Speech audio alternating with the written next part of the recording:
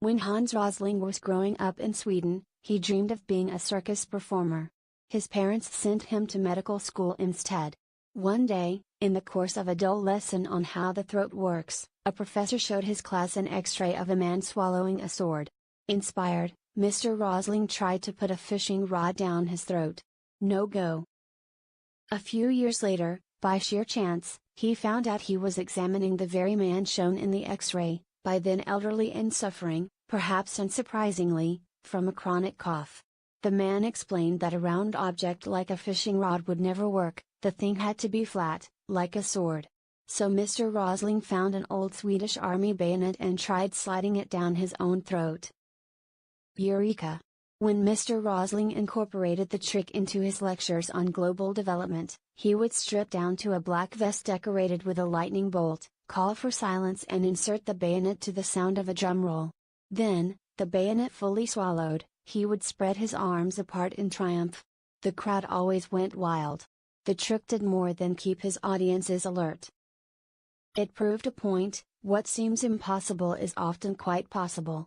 Our intuitions about what humans can achieve, and what they have achieved, are often way off. Tell people that the state of the world is getting steadily better and most will wonder what you have been smoking. Mr. Rosling told them just that for years. After an early career working as a doctor and health researcher in poor countries, he roamed the planet telling everyone from students to government officials to business tycoons that the world was making astounding progress in just about every measure of human well-being. Audiences loved him and he became a geeky rock star of the lecture circuit. His TED Talks scored millions of views. And yet, the message didn't seem to be getting through. Mr. Rosling often posed a series of questions to his audience.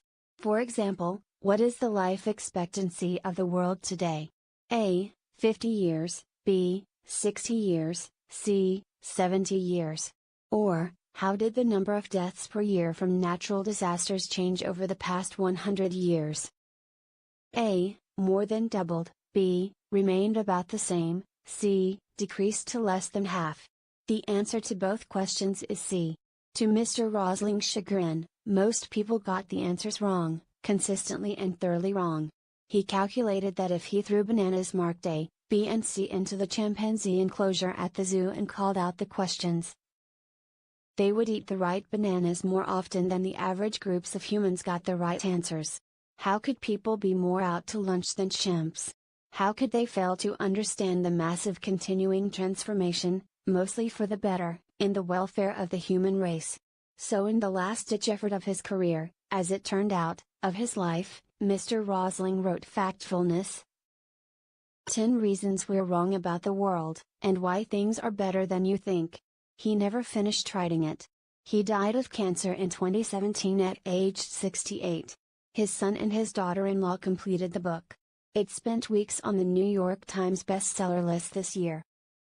Factfulness is one of a trio of outstanding recent books that challenge our assumption that the world is going to hell in a handbasket.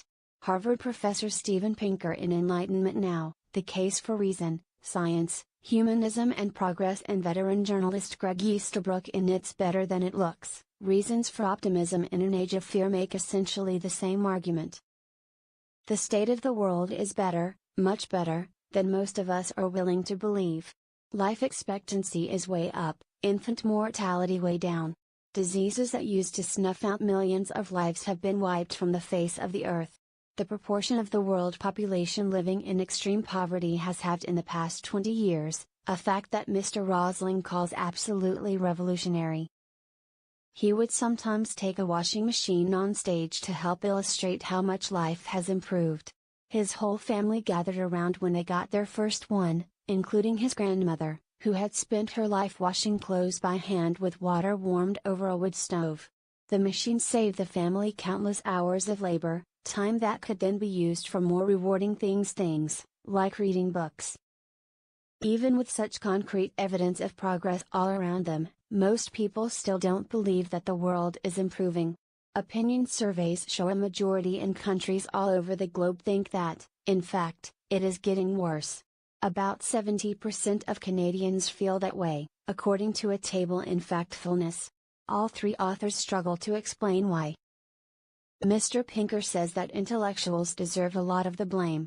They go on about the mess humanity is in because it makes them sound serious and prophetic. Mr. Easterbrook points a finger at the media and its tendency to tell its audience only what went wrong yesterday. He found that, in the course of 1 month, the New York Times used the word crisis 914 times. To be fair, the Times now has a special feature on the week in good news. Mr. Rosling started off thinking people were simply uninformed, thus, his years of energetic lecturing. He changed his mind. He came to believe that the problem was not what we know or don't know. It is how we think. Our brains are wired to look out for danger, a survival mechanism from ancient times. We tend to look at the past through rose-tinted glasses, which makes the present look worse and the future scarier than they are. We feed on drama and leap to dear conclusions. Mr. Rosling wants us to control these instincts. He peppers his book with tips on how to limit our drama intake, put bad news in perspective and avoid generalizing. Mr. Rosling doesn't want us all to go through life whistling a merry tune. He is as awake as anyone to the monumental problems still facing the world, from climate change to deadly conflict in places such as Syria to the continuing plight of people in the world's poorest countries. He is saying that things can be both bad and better. He is onto something there. Recognizing the better doesn't make us blind to the bad. To the contrary, seeing how much progress we have made should arm us with the confidence to tackle the problems that remain. Alive to what we have achieved, we can do almost anything, even slide a sword down our throat.